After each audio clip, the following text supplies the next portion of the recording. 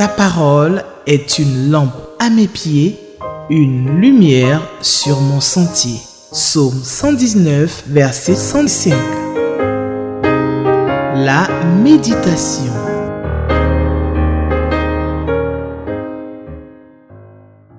Nous sommes le samedi 21 décembre 2024. Nous allons lentement et sûrement vers la fin de ce mois de décembre. C'est une grâce. Et c'est pourquoi il est bon d'être reconnaissant à Dieu pour ce temps et pour ce jour. Et encore de commencer le jour avec la parole de Dieu, mettre Dieu en priorité à travers la méditation de la parole. La parole est une semence incorruptible. Elle est la vérité, elle est la vie. Alléluia. Ce jour, nous allons, selon les instructions du lecteur de la Bible, méditer sur le livre de Luc, le premier chapitre, Luc chapitre 1, verset 26 à 38, verset 26 à 38. Luc chapitre 1, verset 26 à 38. Alors, avant toute chose, nous allons essayer de confier ce temps entre les mains du Seigneur. Père éternel, nous te disons merci pour ce temps et ce moment. Nous te disons merci pour le réveil. Nous te disons merci pour le souffle de vie que tu as encore renouvelé en nous ce jour. Que ton nom seul soit béni et que toute la gloire te revienne. Parle à nos cœurs encore ce jour et fais-nous du bien. Bâtis-nous, instruis-nous, affermis-nous et fortifie-nous. Donne-nous de pouvoir encore recevoir de ta part, de pouvoir écouter tes conseils, car nous avons besoin de toi. Sans toi, nous ne pouvons rien. Sans toi, nous ne sommes rien. Et nous voulons encore exprimer notre dépendance à ton égard en commençant ce jour par ta parole. Parle à nos cœurs et que toute la gloire te revienne. Au nom de Jésus, nous avons prié. Amen. Amen. Alors, quand le Seigneur est avec toi, voici le thème de notre méditation de ce jour. Quand le Seigneur est avec toi. Luc, chapitre 1, verset 26 à 38. Nous lisons la parole de Dieu. Au 6e mois, l'ange Gabriel fut envoyé par Dieu dans une ville de Galilée appelée Nazareth, auprès d'une vierge fiancée à un homme de la maison de David nommé Joseph. Le nom de la vierge était Marie. L'ange entra chez elle et dit : « Je te salue, toi à qui une grâce a été faite. Le Seigneur est avec toi. » Troublée par cette parole, Marie se demandait ce que pouvait signifier une telle salutation. Verset 30. L'ange lui dit : « Ne crains point, Marie, car tu as trouvé grâce devant Dieu. Et voici, tu deviendras enceinte, et tu enfanteras un fils, et tu lui donneras le nom de Jésus. Il sera grand et sera appelé Fils du Très-Haut. Et le Seigneur Dieu lui donnera le trône de David, son père. Il régnera sur la maison de Jacob éternellement, et son règne n'aura point de fin. » Verset 34. Marie dit à l'ange : « Comment cela se fera-t-il, puisque je ne connais point d'homme ? » L'ange lui répondit : « Le Saint-Esprit viendra sur toi, et la puissance du Très-Haut te couvrira de son ombre. C'est pourquoi le Saint-Enfant qui naîtra de toi sera appelé Fils de Dieu. Voici, Élisabeth, ta parente, a conçu elle aussi un fils en sa vieillesse, et celle qui était appelée stérile est dans son 6e mois, car rien n'est impossible à Dieu. » Verset 38, Marie dit : « Je suis la servante du Seigneur, qu'il me soit fait selon ta parole. Et l'ange la quitta. Amen. Alors, pour comprendre le contexte de ce verset, de ce passage, donc, qui peut être structuré en 3 sous-parties, nous allons essayer simplement de rappeler que ce passage parle de l'annonce de la naissance de Jésus-Christ, ce que un événement majeur dans les évangiles, l'un des événements majeurs de l'évangile, à savoir l'annonciation, la naissance de notre Seigneur et de notre Sauveur Jésus-Christ. Alléluia. Alors ici, nous allons essayer de structurer le passage en 3 parties afin de mieux comprendre le message que le Seigneur veut nous passer ce matin. Amen. Alors, la première partie part du verset 26 au verset 30, le verset 26 au verset 30, est intitulé « Tu trouveras grâce à ses yeux ». Tu trouveras grâce à ses yeux. Alléluia. Tu trouveras grâce à ses yeux. Que cela soit ton partage ce jour au nom de Jésus. La deuxième partie du verset 31 au verset 35, un enfant miracle. Alléluia. Un enfant miracle. Et la dernière partie du verset 36 au verset 38, une grâce étendue. Une grâce étendue. Amen. Alors, nous allons aller dans une interprétation de la première partie à la troisième partie, après quoi nous allons tirer des enseignements pour nos vies. Amen. Alors, la Bible dit qu'au 6e mois, l'ange Gabriel fut envoyé par Dieu dans une ville de Galilée appelée Nazareth. Alors, l'initiateur ici de ce projet, c'est Dieu lui-même. C'est Dieu qui envoie l'ange Gabriel, n'est-ce pas, dans une ville de Galilée appelée Nazareth. Amen. Quand on connaît Nazareth, l'histoire de Nazareth, c'est dans une ville, dans un village qui est quelque peu méprisé, un village où Dieu décide de faire grâce à une pauvre analphabète qui n'est autre que Marie. Alors, auprès donc de cette vierge qui est fiancée, nous apprenons que cette vierge est fiancée à un homme. Et le nom de l'homme est Joseph. Et Joseph est de la maison de David. Alléluia. Et comprendre que le projet vient de Dieu lui-même. C'est Dieu qui, de par son autorité, décide d'envoyer l'ange vers Marie.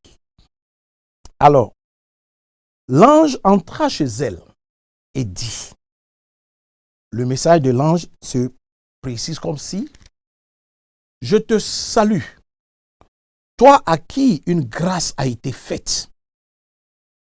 Le Seigneur est avec toi. Amen. Et ce message, cette salutation qui précède donc le message, et l'essentiel de ce message est une grâce a été faite à toi qui a été le choix de Dieu, à toi qui a été la sélection de Dieu, à toi qui est l'élu de Dieu. Dieu t'a choisi parce qu'une grâce spéciale t'a été faite. C'est une grâce de connaître Dieu et de confesser Dieu comme étant son sauveur et Seigneur personnel. Alléluia. La Bible dit, avant la fondation de ce monde, il nous connaissait. Mais Dieu te connaît. Il sait. Lorsque tu étais comme une masse informe dans le sein de ta mère, il te connaissait. Et à toi, ce jour, il te dit, une grâce spéciale t'a été faite. Et il te parle au travers de l'ange Gabriel ce jour. La Bible dit au verset 29, troublée par cette parole, Marie se demandait ce que pouvait signifier une telle salutation. Oh, gloire soit rendue à Dieu. Lorsque l'ange Gabriel te salue, tu reçois une salutation divine. Grande doit être ta joie. Tu ne dois pas être troublé. Tu dois être dans la joie parce que Dieu te parle. Dieu t'annonce quelque chose d'exceptionnel dans ta vie. Dieu te dit ce jour qu'il a une grâce sur ta vie. Il a placé une grâce spéciale sur ta vie. Amen. Et que cela soit ainsi au nom de Jésus. Alors, la Bible dit qu'elle était troublée par cette parole. Et elle essayait de comprendre. C'est-à-dire, l'intelligence de l'homme se met en marche lorsque quelque chose, n'est-ce pas, le dépasse. Il ne croit pas, il ne comprend pas. Parce qu'il n'arrive pas à cerner, à saisir. Pourquoi une telle salutation d'un ange qu'elle n'arrivait pas à comprendre. Et il y a des questionnements. Et ce sont des questionnements qui sont légitimes. Alléluia. Alors, Marie se demandait ce que pouvait signifier une telle salutation. Et elle aura donc la réponse de l'ange, puisque l'ange avait compris qu'effectivement, elle n'y était pas totalement préparée. Alors, il fallait lui donner, la rassurer. L'ange lui dit ainsi, ne crains point, n'aie pas peur, Marie.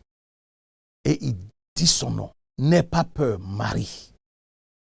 Comme ce jour, je te dis, n'aie pas peur, mon frère, n'aie pas peur, ma sœur, n'aie aucune crainte, car l'Éternel est avec toi. L'Éternel te soutient. Malgré les tribulations, malgré les difficultés, malgré les défis qui se présentent devant toi, malgré les Goliaths qui se présentent devant toi, malgré les murs de Jéricho qui s'érigent devant toi, malgré les montagnes qui se placent devant toi, ce jour, ton Dieu te dit, ne crains point. Ne crains point, n'aie aucune crainte. Ne jette pas de regard inquiet, car il est avec toi, il est en toi et il est pour toi. Alléluia.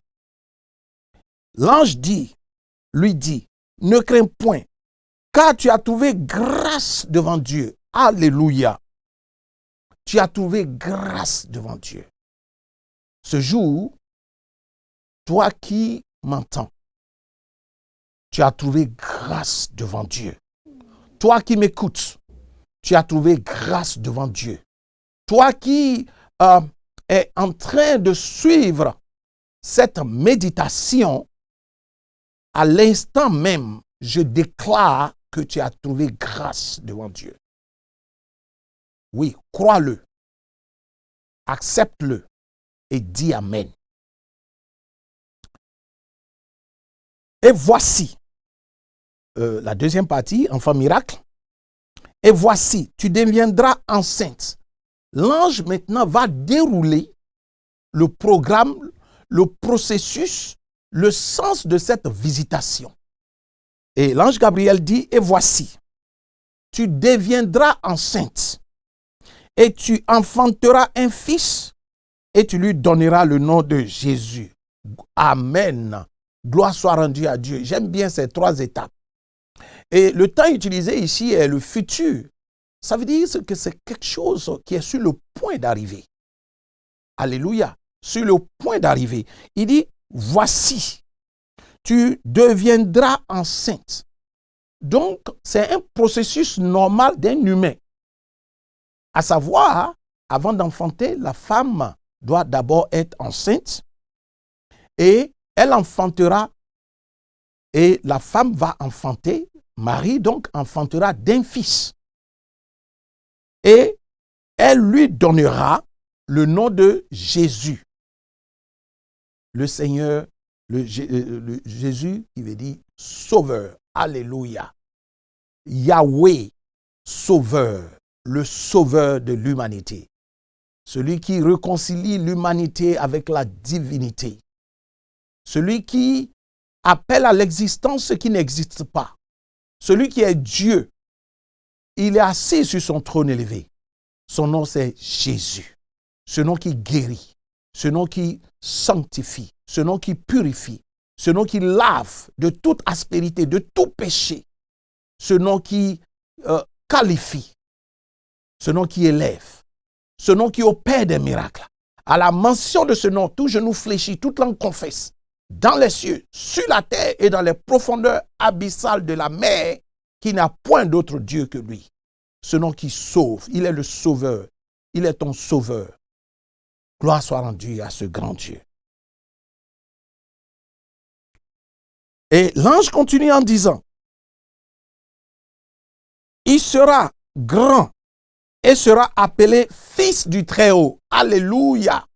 Il sera grand. C'est l'accomplissement de la prophétie qui est en train de se dérouler devant nous à travers la vie de Marie. Il sera grand et sera appelé fils du Très-Haut. Et le Seigneur Dieu lui donnera le trône de David, son père, puisqu'il est descendant, n'est-ce pas, de David. La Bible dit qu'il régnera sur la maison de Jacob éternellement et son règne n'aura point de fin. Alléluia. Il est Dieu au-dessus de tout et son règne n'a pas de fin. Le Dieu que tu sers, le Dieu que tu pries est un Dieu qui est éternel, il est immortel, il est le Dieu des omnis, il est omniscient, il est omnipotent et omniprésent. Il est en toi, il est avec toi, il est pour toi, il te soutient. Alléluia. Ne crains point, ne jette pas de regard inquiet. Quelle que soit la tribulation, quels que soient les défis, quelles que soient les peines, quel que soit tout ce qui se présente devant toi, sache que le Dieu que tu sais, il est avec toi. Il dit, il est profitable pour moi que je parte et que le Saint-Esprit vienne, afin que ne vous laisse pas orphelin. Oui, ce Dieu que tu sais est un Dieu qui est omniprésent. Il est avec toi. Gloire soit rendue à Dieu. Alléluia. Il régnera sur la maison de Jacob éternellement et son règne n'aura pas de fin.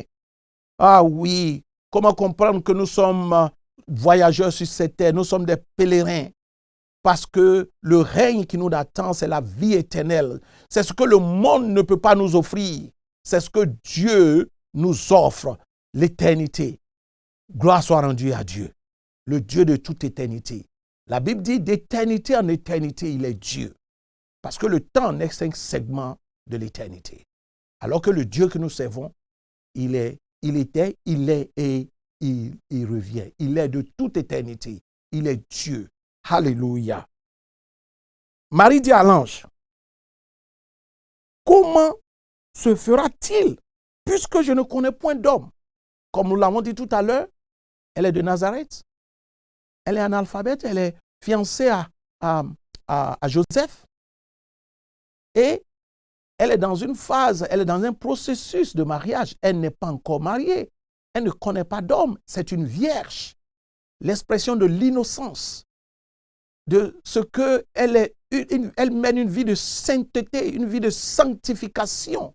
Oui, parce que c'est ce que Dieu attend de nous, que nous puissions marcher mener une vie de sanctification afin de lui être agréable.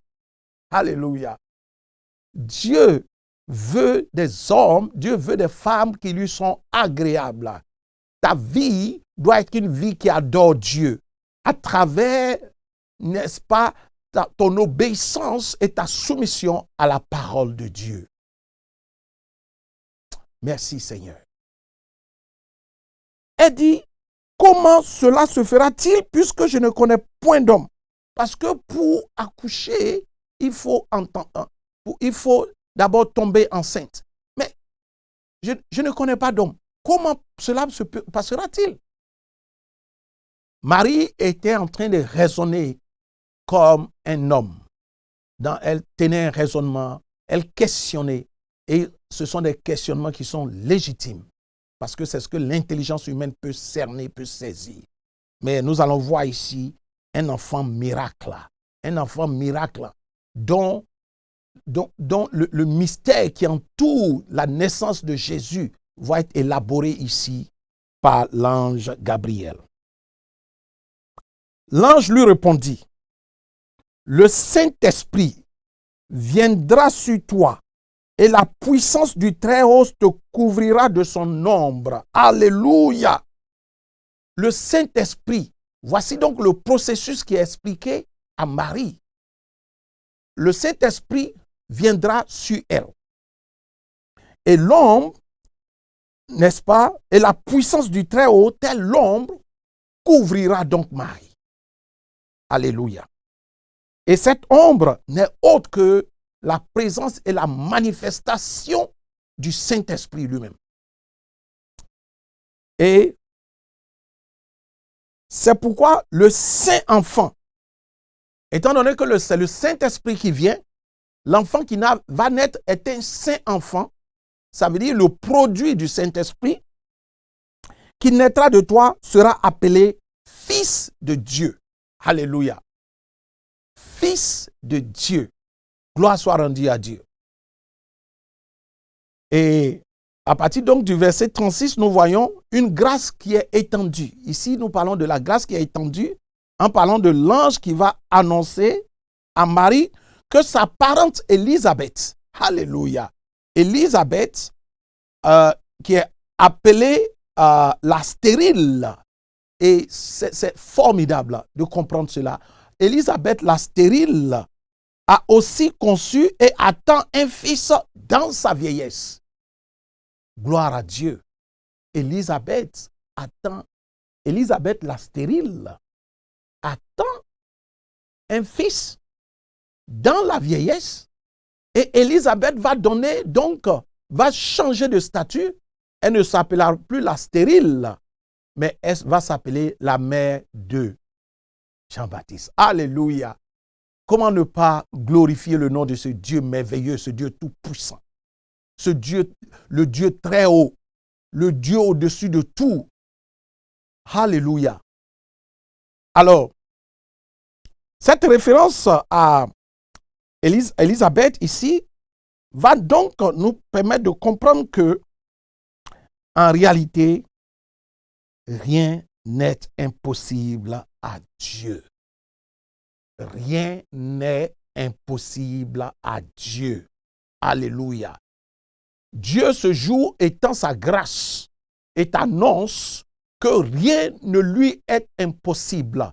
Quels que soient les défis qui sont devant toi, quelles que soient les montagnes qui sont devant toi, quels que soient les Goliaths, je t'annonce ce matin que tout ce qui est devant toi s'affaisse au nom de Jésus.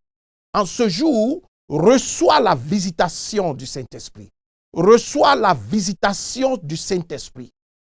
Et que cela soit ainsi. Que tout ce qui est mur de Jéricho tombe ce jour. Que tout ce qui est Goliath tombe ce jour, soit terrassé ce jour. Que tout ce qui est mur de Jéricho s'effondre ce jour au nom de Jésus. Que cela soit ainsi. Car rien n'est impossible à Dieu. Marie dit, je suis la servante du Seigneur. Qu'il me soit fait selon ta parole. Et l'ange la quitta. Le verset 38 nous permet de découvrir une Marie disposée. Une Marie humble qui comprend qu'elle n'est que la servante de Dieu et qu'elle se soumet à la volonté de Dieu. Elle s'abandonne corps, âme et esprit à la volonté de Dieu. Marie est un modèle pour tout chrétien. Marie est un modèle de ce que nous devons nous abandonner totalement entre les mains du Seigneur. Oui, parce que nous avons été sauvés pour servir. Nous avons été sauvés pour servir. Et servir Dieu, c'est servir les autres. L'image qui est très parlante et qui me vient à l'esprit, c'est l'image de la famille, le père et la mère.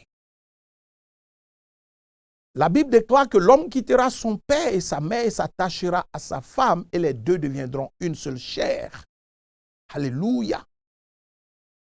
Pour devenir une seule chair, il faut d'abord quitter. Ensuite, s'attacher afin de devenir.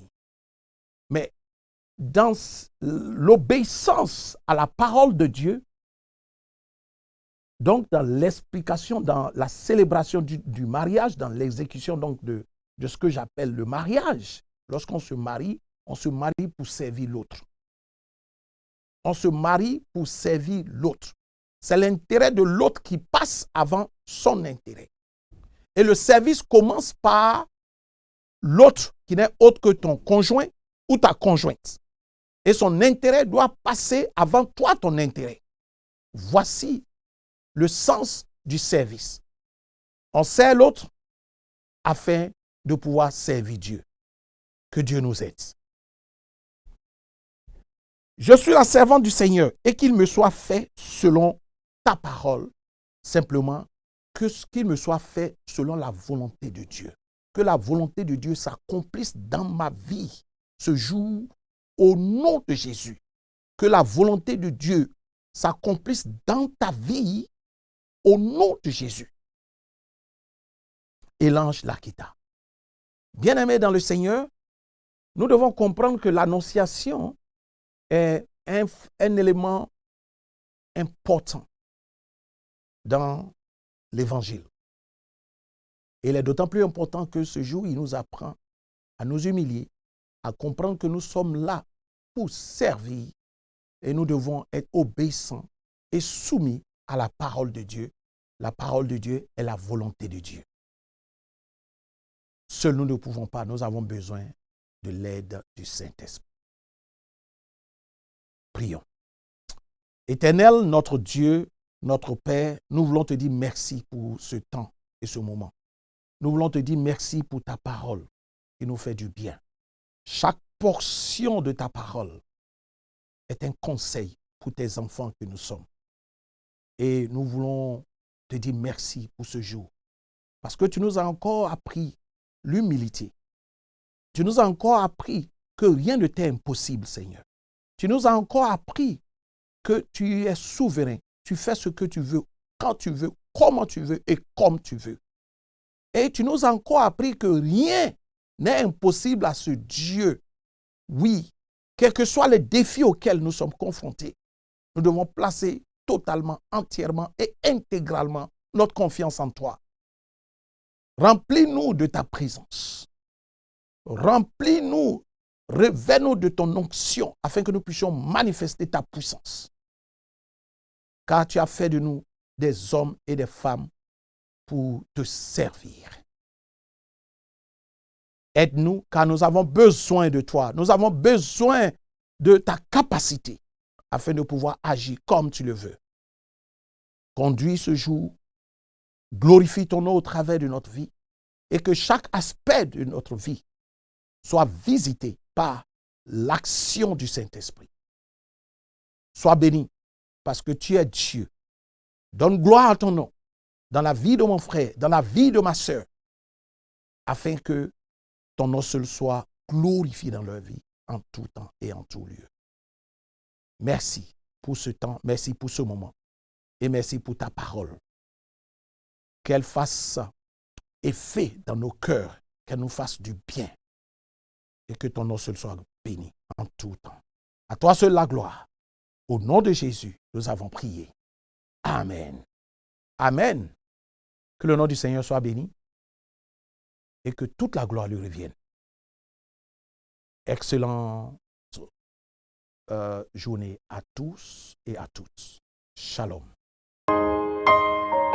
Ta parole est une lampe à mes pieds, une lumière sur mon sentier.